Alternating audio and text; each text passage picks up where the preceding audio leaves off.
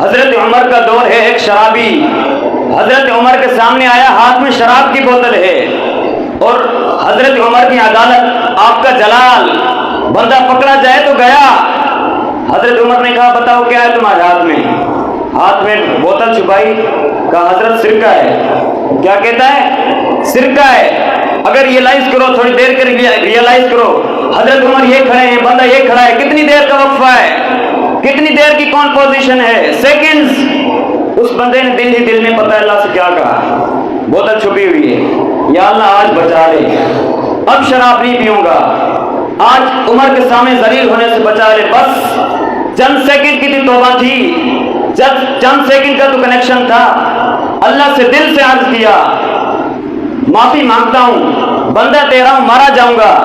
یہ کہتے ہوئے ڈرتے ڈرتے اس نے بوتل نکال کر آگے کی۔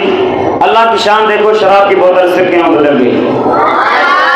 ہم کتنے ہی گناہ گار کیوں نہ ہوں، اللہ سے معافی تو مانگو نا، اس کی بارگاہ میں سر تو جھکاؤ نا، وہ واقعی بڑا کریم ہے۔